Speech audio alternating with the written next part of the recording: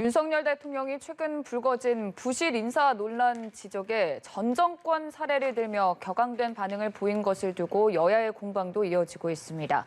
한편 국민의힘 이준석 대표의 징계 관련 윤리위가 내일 앞으로 다가오면서 당내 갈등도 격화되는 분위기인데요. 오늘 이 시간 정치권 이슈들 짚어보도록 하겠습니다. 차재원 부산가톨릭대 특임 교수 그리고 김진욱 전 민주당 대변인 나오셨습니다. 어서 오시죠. 네, 안녕하세요. 윤석열 대통령이 인사와 관련돼서 출근길에 내놓은 발언들이 연일 지금 뜨거운 화제인데 좀 전 정권과 비교하는 거센 발언들이 나오다 보니까 비판의 목소리도 계속 나오는 것 같습니다. 네, 윤 대통령께서 지금 인사 문제에 대해서 굉장히 좀 불만이 많으신 것 같아요.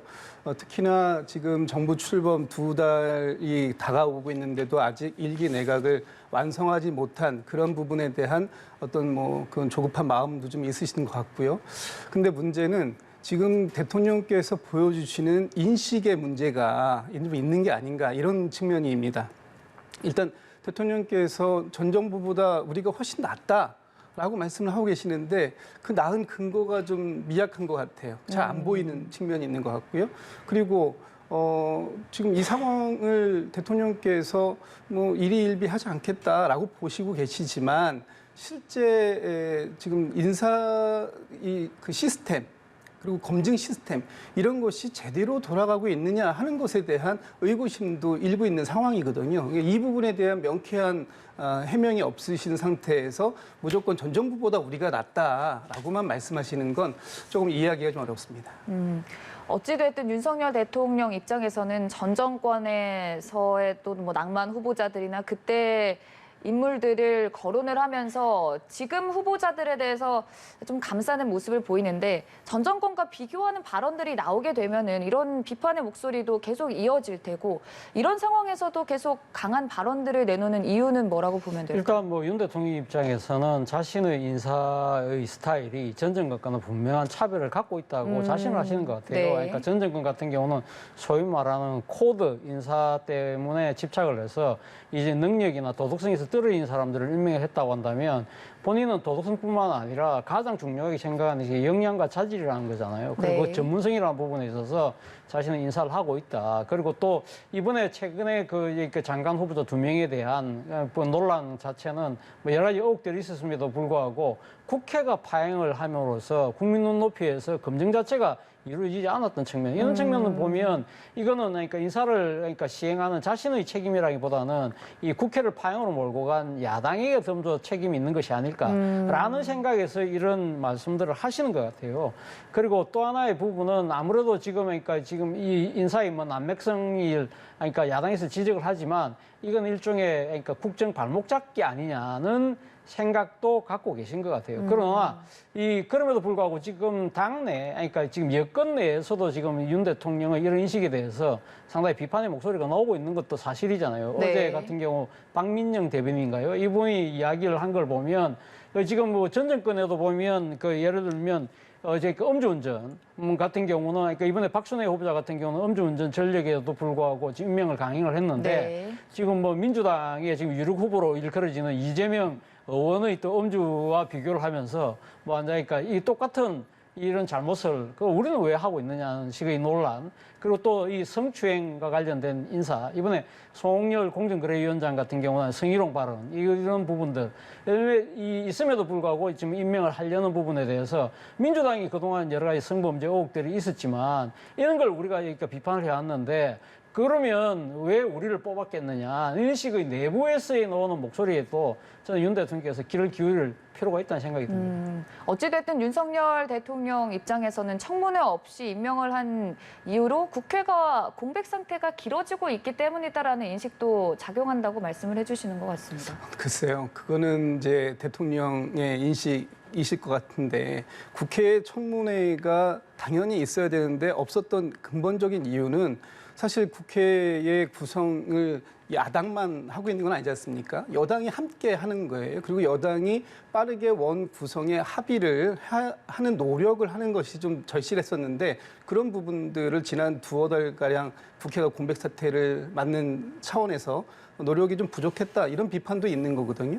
그리고 현재 지금 국민의 눈높이에 맞지 않는 인사가 추천됐고 그런 인사가 국회의 검증 과정을 통과하지 않은 상태에서 대통령이 임명을 했다면 그런 절차상의 하자들이 특히 그리고 대통령이 임명한 그날 바로 또 국회는 정상화가 됐지 않습니까? 이런 것까지 감안해 볼 때 대통령께서 정말 국회를 믿고 국회의 존재를 인식한 상태에서 국회와 함께 하려고 했던, 협치하려고 했던 그런 마음이 있었는가 하는 부분에 대한 의문점을 좀 가질 수 있는 거고요. 지금 문재인 대통령 때 얘기를 잠깐 드리면 네. 문재인 대통령 같은 경우에는 그동안 그 정보기관에서 자료를 그 조난 자료라고 하는 자료들을 인사 검증 자료를 대통령에게 올리는 것을 전적으로 믿지 않고 그것이 권위주의의 산물이었기 때문에 일단 청와대가 나름대로의 인사 기준을 가지고 거기에 일차적인 검증을 하고 그게 3분의 1을 담당하고 국회가 인사청문회를 통해서 후보자를 검증하는 것이 또 3분의 1 그리고 언론이 그 후보자를 검증하는 것을 3분의 1 이렇게 해서 전체적으로 청와대, 국회, 언론이 하나의 원팀이 돼서 후보자를 종합적으로 검증한다라는 원칙을 국민들 앞에서 밝힌 적이 있어요. 그런데 지금 문재인 정부를 비난하고 전 정부하고 다르다라고 얘기하시는 윤석열 대통령의 입장에서 보면 과연 인사 원칙과 기준이 어떤 것이냐 하는 것에 대해서 조금 좀 의문점이 남는 건 사실이라는 거죠. 윤석열 대통령의 인사 원칙과 기준에 대한 모호성에 대한 부분을 지적을 해주셨는데 사실 대통령은 계속해서 임명한 후보자들에 대해서 좀 굳건한 신뢰를 보이는 모습이거든요.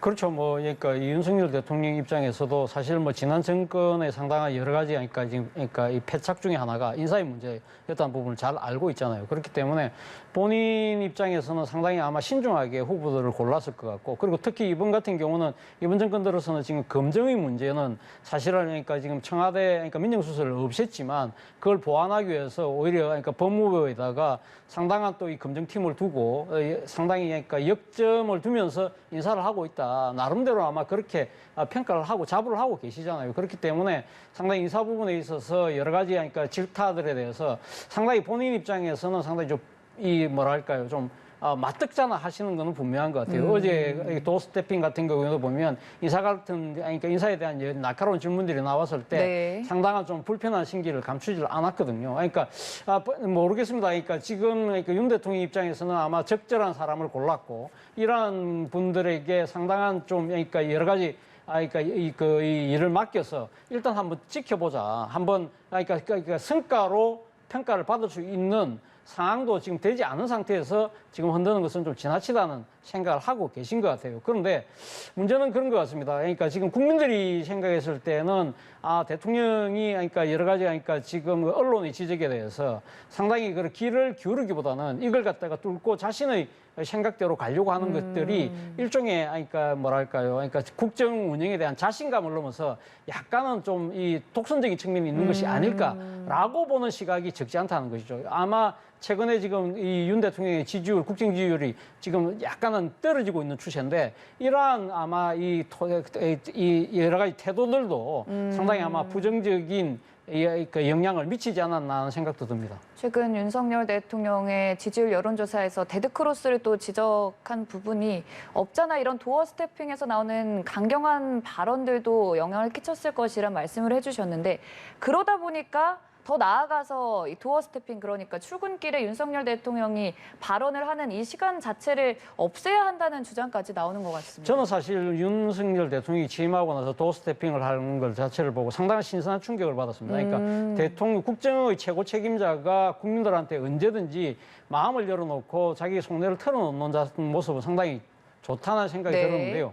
문제는 그러니까 지금 대통령이 하고 싶은 이야기만 하시는 것이 아니라 더 중요한 건 국민들이 바라는 바를 내가 어떻게 듣고 그게 반응한다는 모습으로 나와야 되는데 지금 당장은 본인이 하고 싶어 하는 이야기만 지금 너무 치중하고 있는 것이 아닐까라는 생각이 첫째 들고요. 두 번째는 어제도 약간 불편한 심기를 내비쳤는데 네. 상당히 그러니까 지금 이 불편한 심기와 함께 지금 합법 자체가 앞서 김 대변인 말씀하셨지만 전쟁권과의 비교 합법이라는 겁니다. 이러한 부분들이 상당히 어떻게 보면 그러니까 이쪽에 뭐랄까 피장파장의 논리처럼 보인다는 것이죠. 그러니까 뭐 지난번 같은 경우에 그러니까 민변이 도배를 하지 않았느냐는 식의 특정 지역 특정 단체 출신이 문재인 정권의 요직을 차지했던 거하고 그러니까 그거를 비판하면서 그럼 나는 좀 하면 안 돼라는 식의 네. 합법으로 가는 것 자체가 피장파장의 오류거든요.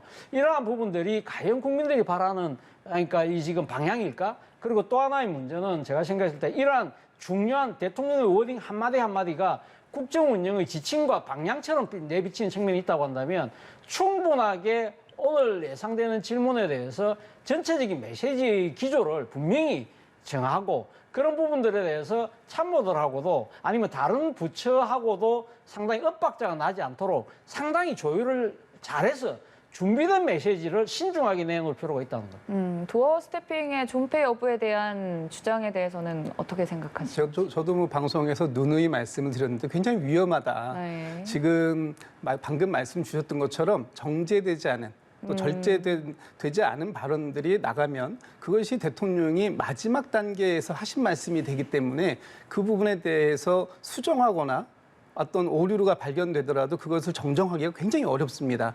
그래서 뭐 이런 그 도어 스태핑이 굉장히 신선하고 또 의미가 있습니다만 이 부분에 대해서 지속적으로 할 수 있느냐 하는 것에 대해서 의구심들을 굉장히 많이들 갖고 있는 거 아니겠습니까? 어제 같은 경우에는 두 번 질문을 단 2개를 받았고 두 번째 질문에서는 손가락을 가리키시면서 돌아가시면서 말씀을 하셨어요. 그런 모습들이 여과 없이 국민들에게 보여줬을 때, 아, 저게 대통령의 진심이구나. 대통령이 굉장히 화가 났구나 하는 모습들이 이렇게 보여지게 된다면 아마 대통령 자신에게도 이것이 결코 득이 되진 않을 거다. 이렇게 봅니다. 두 분의 또 말씀을 또 참고해서 더 나은 방향으로 나아갈 수 있지 않을까 싶은데요. 근데 이 송홍열 공정거래위원장 후보자와 관련해서는 본인이 직접 과거 이 성희롱 발언과 관련돼서 대통령실에도 조금 조심스러운 입장을 전달을 했고 뭐 낙마까지 생각을 했다라는 얘기도 나오고 있는 상황입니다. 아마 지금 송홍열 그러니까 공정거래위원장 후보자 네. 같은 경우는 본인이 상당히 솔직하게 자신의 잘못을 시인하고 있고 네. 또 하나는 상당히 어제 기자간담회를 통해서도 본인이 상당히 낮은 자세로 진정성 있게 사과하는 모습은 저는 뭐 좋았다는 생각이 듭니다. 네. 그러나 그럼에도 불구하고 지금 그러니까 이 송홍열 후보자를 그러니까 지금 발탁한 부분에 대해서 네. 아마 지금 그러니까 대통령실 입장에는 상당히 아마 업무 능력이 탁월하고 그리고 또 이 사건 자체가 상당히 그러니까 오래전에 발생했고 그리고 학교 측에서도 어떠한 처분을 내리지 않았고 무엇보다도 중요한 그러니까 이 중에 피해 당사자라고 있는 학생들이 이러한 부분들에 대해서 사과를 받아들였다. 그런 부분들 때문에 문제가 없다고 생각을 하는 것 같아요. 그런데 문제는 제가 생각할 때는 그렇습니다. 그러니까 지금 이 성추행, 성희롱과 관련된 이 논란이 이번 정권 들어서 이번이 처음이 아니잖아요. 네. 지난번 윤재순 총무비서관 같은 경우도 상당히 문제가 돼서 국회에서도 문제가 됐는데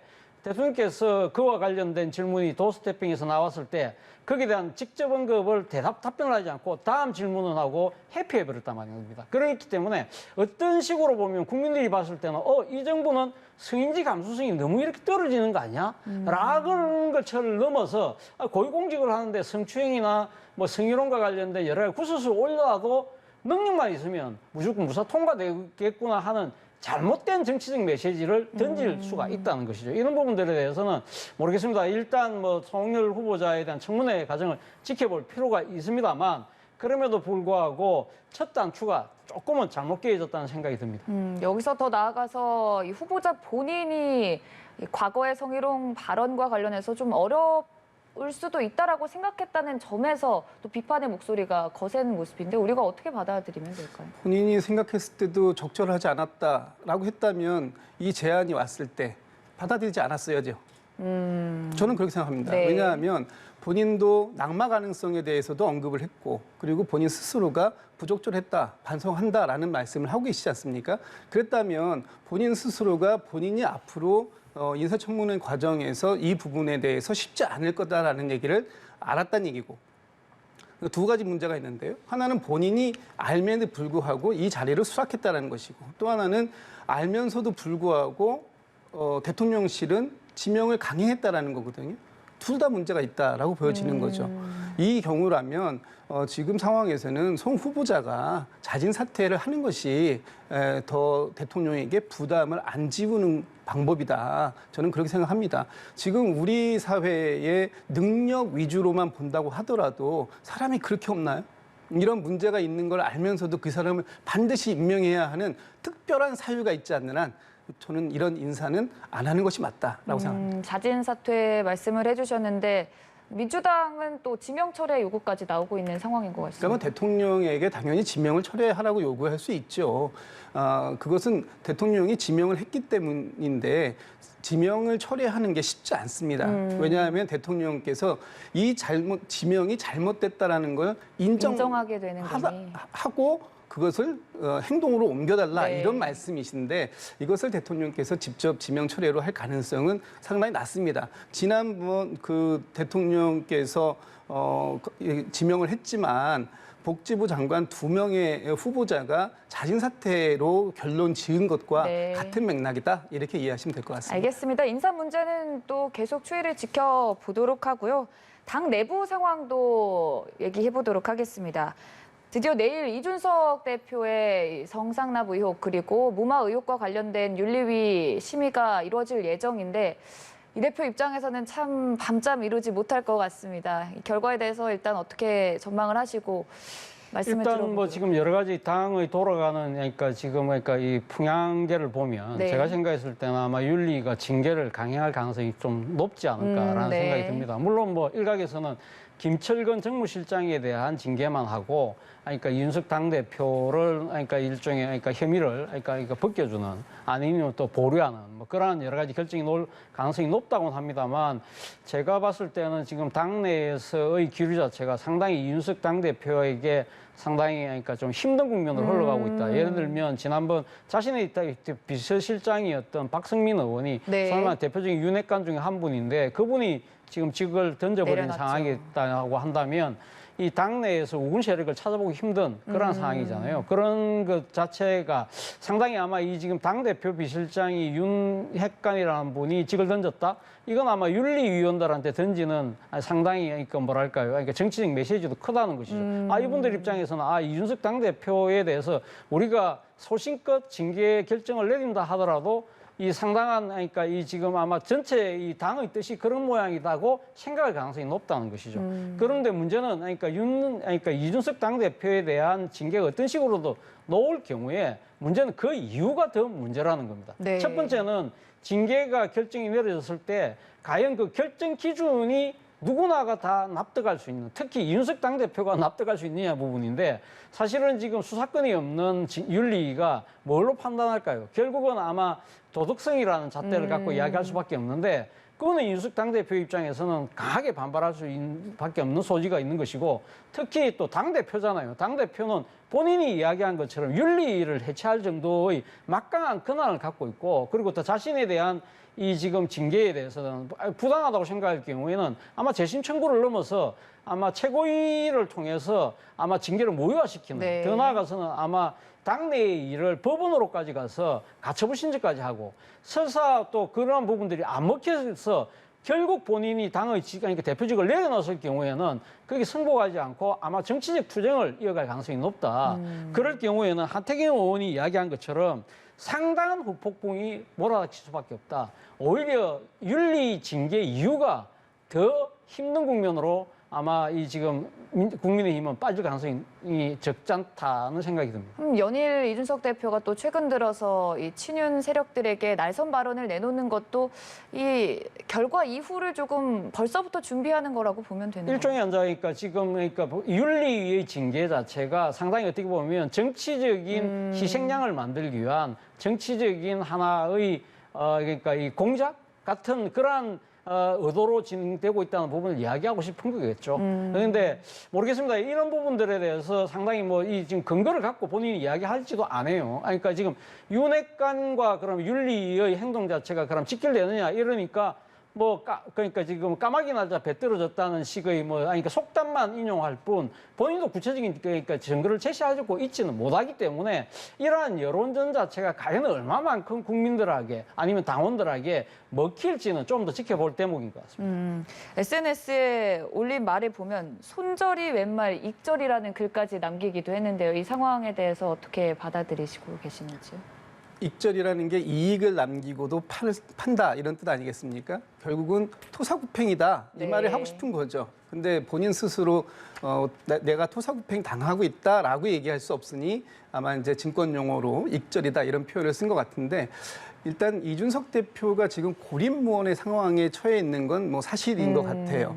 당내에서도 이준석 대표가 너무 지금 이준석 대표가 잘했고 잘못했고는 두 번째 문제다. 지금 상황에서 이준석 대표로 인해서 여당의 지지율이 현격하게 떨어지고 있고 그것이 대통령의 지지율에도 영향을 미치고 있다. 이렇게 네. 보는 것이 이제 윤핵관들의 입장 같아 보이거든요.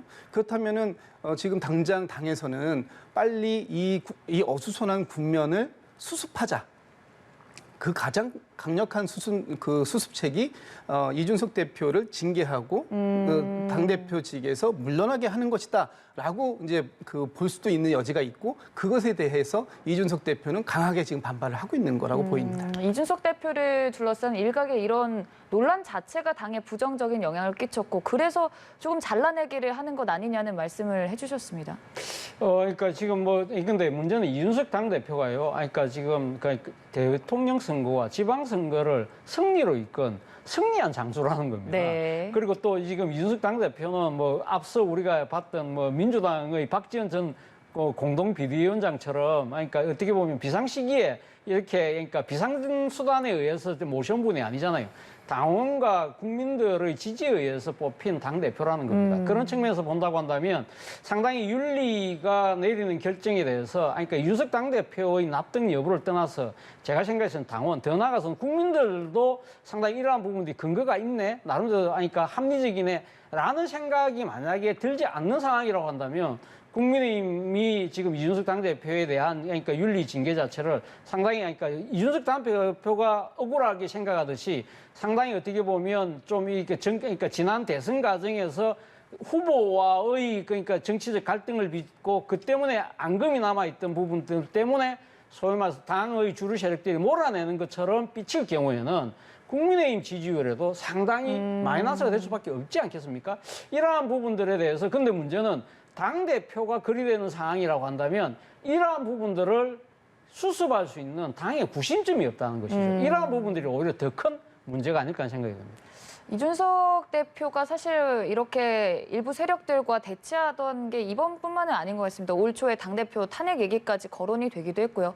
그러다 보니까 이준석 대표를 지지하는 당내 세력은 없는 상황입니까, 지금? 사실은 작년 6월 달에 이준석 당대표가 대표로 선출될 때도 네. 사실은 당심에서는 상당히 많이 밀렸잖아요. 상대 후보에 비해서. 그쵸. 그러니까 어떻게 보면 이 30대의 새로운 그러니까 피가 보수 정치에 그러니까 수혈이 돼서 한국 정치를 바꿔줬으면 하는 그런 민심이 상당히 작동을 해서 당대표가 됐던 측면이 있고요. 그렇다고 한다면 이렇게 당권을 장악한 상황에서 본인 스스로가 상당한 이 포용의 리더십, 통합의 리더십을 통해서 당내의 세력들을 껴안는 모습을 갖고 갔어야 되는데 그러지 못했다는 것이죠. 그러니까 지금 사실은 어떻게 보면 이준석 당대표 입장에서는 그런 측면에서 보면 좀 만시지탄의 느낌이 분명히 있는 것이죠. 그러니까 당내의 기존에 있는 그러니까 의원들하고 계속적인 불화를 빚었다는 것이죠. 이러한 부분들이 본인은 자신이 그러니까 개혁을 하고 당의 그러니까 선거 승리를 위해서 필요한 부분들에 대한 새로운 전략들에 대해서 기존의 정치적 관행과 구태에 벗어나지 못한 당내 기득권 세력들이 반발이라고 폄하했던 측면이 분명히 있는 것이거든요. 그런데 사실은 위대한 지도가 정치적인 지도자가 되기 위해서는 상대를 쓸 때 그것도 상대도 같은 당에 있는 상대잖아요.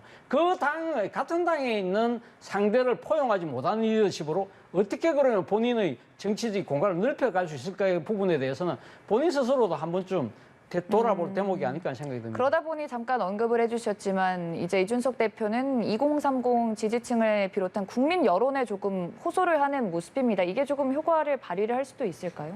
효과를 발휘했다면 지금 이준석 대표를 징계해야 된다는 여론이 50% 이상으로 올라가지 않았겠죠. 저는 그 효과가 별로 없었다고 보여지고요. 그 가장 큰 결정적인 이유가 방금 전에도 말씀을 주셨지만 이준석 대표가 특정 계층, 뭐 2030이라고 하는 남성 중심의 2030이라 하는 특정 계층을 대변하고 대표했다라는 것뿐만 아니라 당의 승리 이후에 전체적인 세대 또는 계파 이런 부분들을 전체적으로 다 안았어야 했는데 그런 부분들이 되지 않았다라는 부분들을 좀 전에 짚어주신 것도 저도 동의되고요.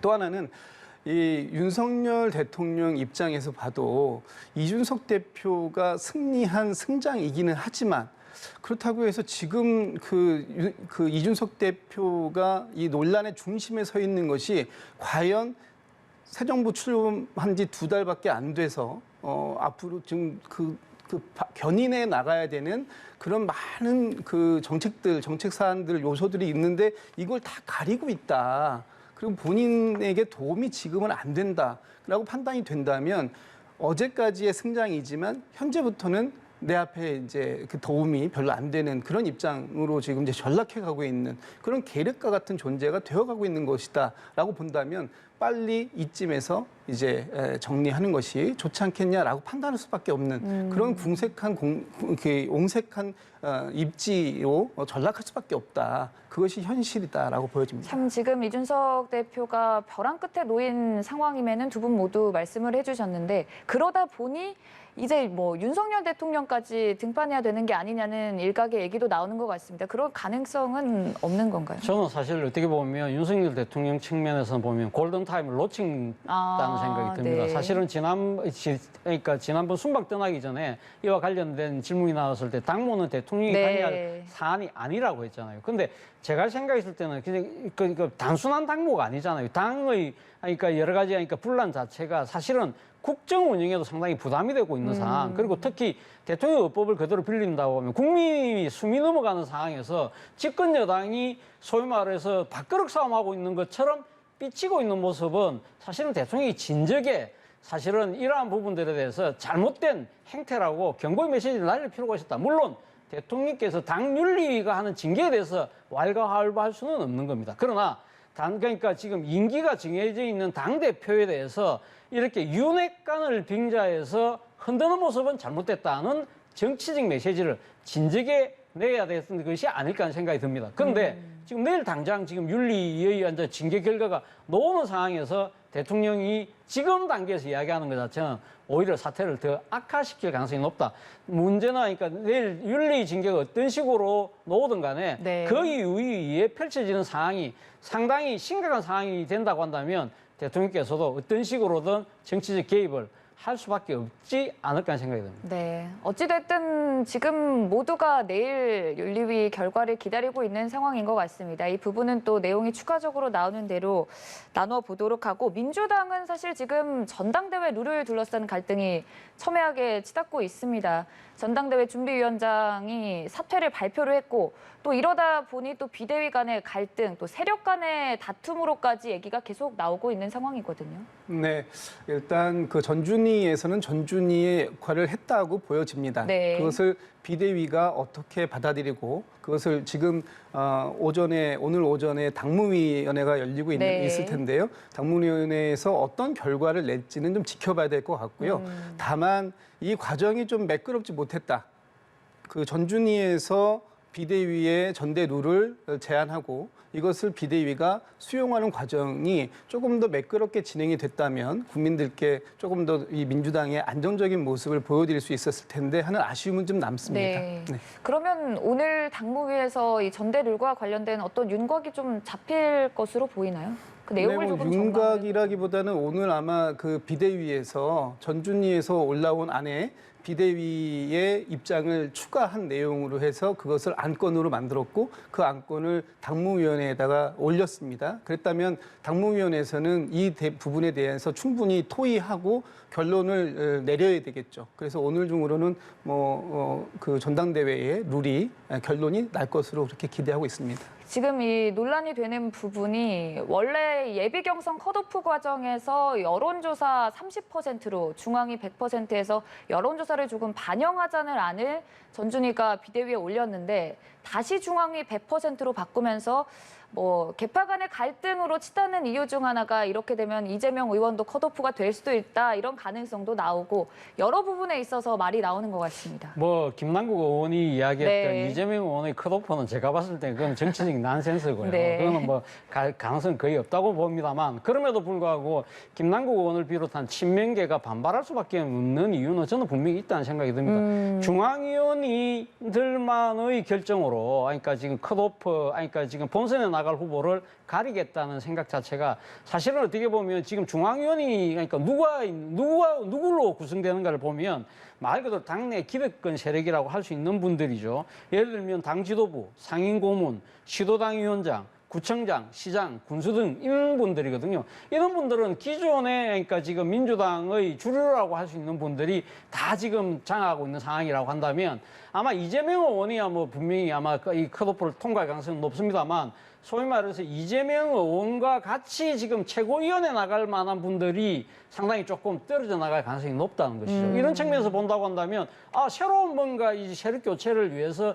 전당대회를 한다고 하면서도 지금 후보 자체를 그렇게 협소하게 또 자르는데 문제는 그러한 그 판단 자체가 민심이나 당심보다는 기존의 그러니까 당내의 주류라고 할 수 있는 분들의 100% 의견에 따라서 한다고 하는 것 자체는 상당히 문제가 있다. 그것에 있어서 당의 변화와 쇄신 이러한 방향과도 그러니까 부합되지 못한다고 하는 주장은 저는 상당히 나름 설득이 있는 것 같아요. 문제는 근데 우상호 지금 비대위원장 같은 경우는 왜 여론 30% 반영하지 않느냐. 네. 지금 최고위원 같은 경우 지금 후보자가 10명이 넘는데 이럴 경우에는 이 지금 여론조사할 경우에 보통 5%, 3%, 2% 갖고 가면 변별력이 있느냐는 식으로 말씀은 하시지만 저는 그 변별력 자체가 중요한 것이 아니라 민심의 귀를 기울이고 기존의 당의 기득권 취소시킨다는 정치적인 액션이 가져다 줄 수 있는 그러한 정치적 함의가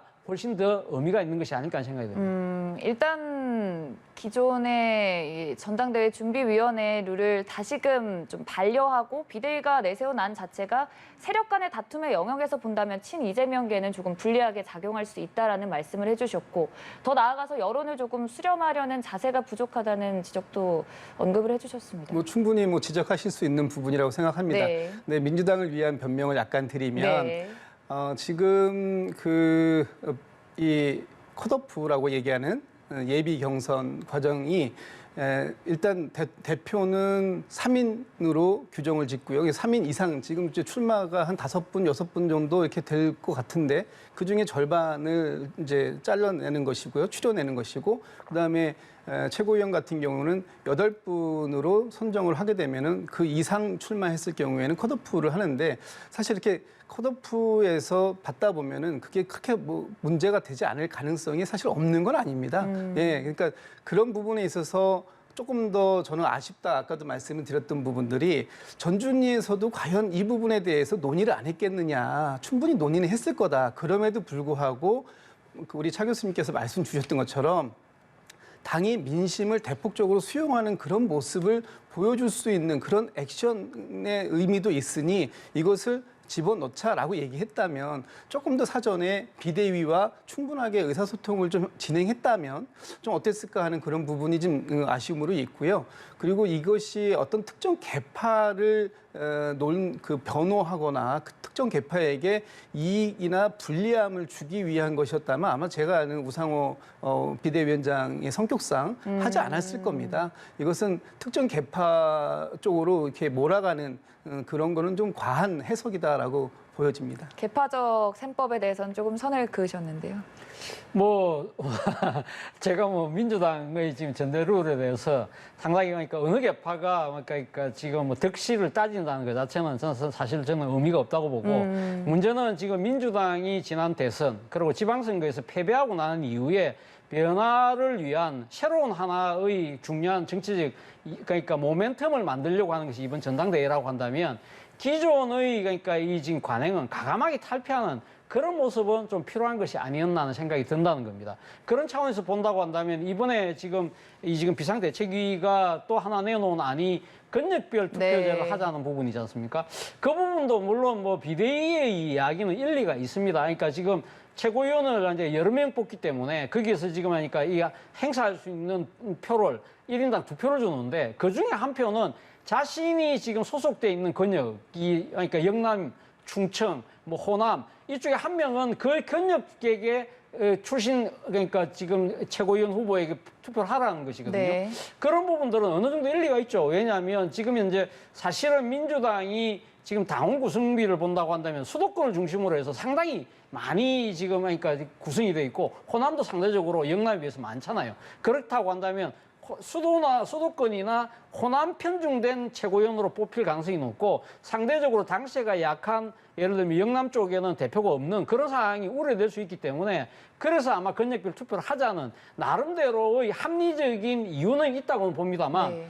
그러나 궁극적으로는 이 당원들의 투표권을 제한할 수 있는 소진이 분명히 있는 것이죠. 이러한 부분들이 모든 개파 참여하는 사람들, 플레이어들이 다 동의가 된다고 한다면 문제가 없는데 네. 어느 한쪽이 반대를 한다고 한다면 전당대회를 앞두고 이렇게 룰을 바꾸는 부분은 저는 좀 더 신중할 필요가 있지 않나 생각이 든다는 겁니다. 최고위원 권역별 투표제 신설안을 두고도 이렇게 좀 말이 나오는 것 같습니다.